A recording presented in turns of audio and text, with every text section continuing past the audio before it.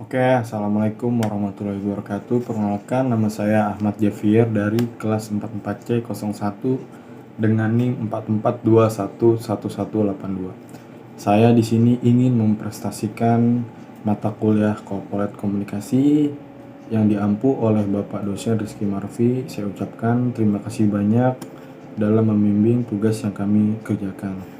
Oke, di sini saya akan mempresentasikan analisis gaya komunikasi Presiden Susilo Bambang Yudhoyono. Oke, lanjut saja kita mulai.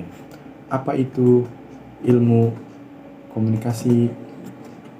Oke, pertama ada gaya komunikasi adalah macam-macam perilaku antar pribadi dalam berkomunikasi yang menjadi ciri khas pribadi masing-masing dalam menyampaikan suatu informasi.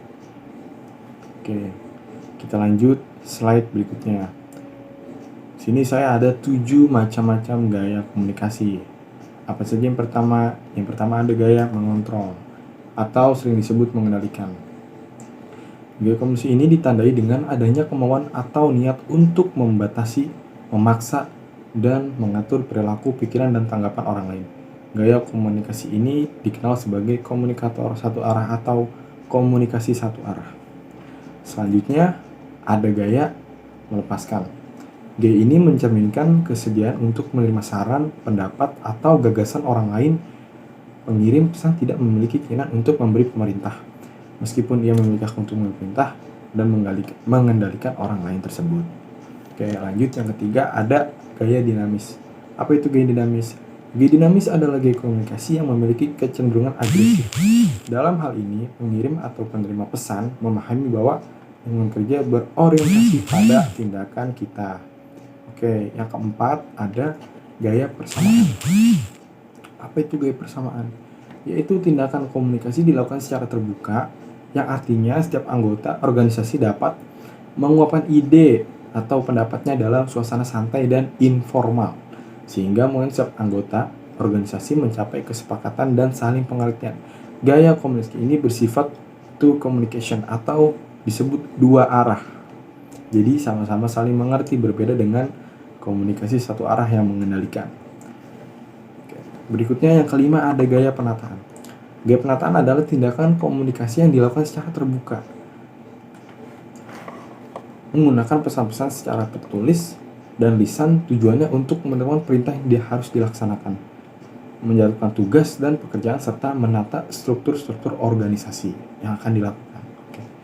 Yang keenam ada gaya persuasif. Bahasa persuasif adalah komunikasi yang bertujuan untuk mengubah, mengajak, membujuk, atau mempengaruhi kepercayaan sikap dan perilaku seseorang sehingga bertindak sesuai dengan apa yang diharapkan oleh sang komunikator. Oke, yang terakhir ada gaya asertif.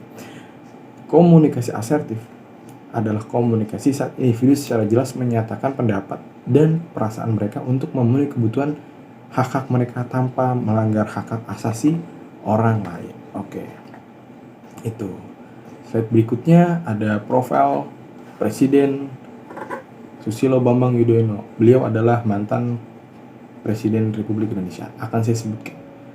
Nama Susilo Bambang Yudhoyono sering disebut SBY. Tempat tanggal lahir 9 September 1949. Pekerjaan mantan Presiden Indonesia. Masa aktif beliau dari 2004 sampai 2014. Menjalani 2 periode. Profil singkatnya, Susilo Bambang Yudhoyono dikenal dengan gaya komunikasi yang tenang, santun, dan penuh penghormatan. Selama menjabat sebagai Presiden Republik Indonesia, SBY sering menggunakan bahasa yang mudah dipahami oleh masyarakat umum dalam berbicara di depan publik.